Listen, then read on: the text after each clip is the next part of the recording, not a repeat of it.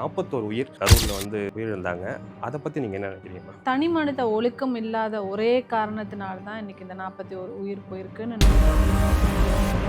அரசியல் பண்ணுறதுக்கு எத்தனையோ விஷயங்கள் இருக்குது, எத்தனையோ ஊழல்கள் நடந்துக்கிட்டு இருக்கு. தாவேக்காவை நோண்டுவதே ஒரு வேலையாக வச்சுட்டு இருக்காங்க இன்னைக்கு மற்ற கட்சி.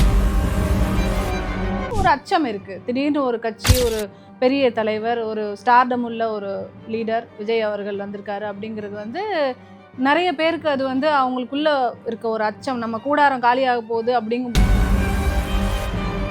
தம்பி நினைச்ச சீமான் அவர்கள் எப்படி இரங்கல் தெரிவிக்கணும், எப்படி மக்கள்கிட்ட பேசணுங்கலாம் உடல் மொழி அளவில் சொல்லித்தராரு. அது பர்சனல் அட்டாக்கோ அப்படின்னு தோணுதா?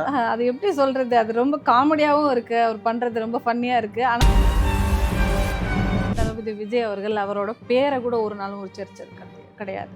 அவர் பேரை கூட உச்சரிக்கிற அளவுக்கு அவங்க இல்லைன்னு தான் நாங்கள் நினைக்கிறோம். ரசிகர் கூட்டமா இல்லை தொண்டர்கள் கூட்டமா? ரசிகர் கூட்டம் தான் தொண்டர் கூட்டம், தொண்டர் கூட்டம் தான் ரசிகர் கூட்டம். ரசிகரும் தொண்டரும் நீங்கள் வேற வேறையா பார்க்குறீங்க. ரசிகர் தான் தொண்டர். இல்லை, எந்த தொண்டரும் டிரான்ஸ்ஃபார்மில் ஏறி இது பண்ண மாட்டாங்க. அறிவில்லாதவங்க தான் உட்காந்து இது ஏன் வரல, அவர் போயிட்டாரு, காணா போயிட்டாரு, ஓடி போயிட்டாரு, இங்கே போயிட்டாரு, அங்கே போயிட்டாருன்னு சொல்கிறவங்களுக்கு வேற ஒன்றும் இல்லை.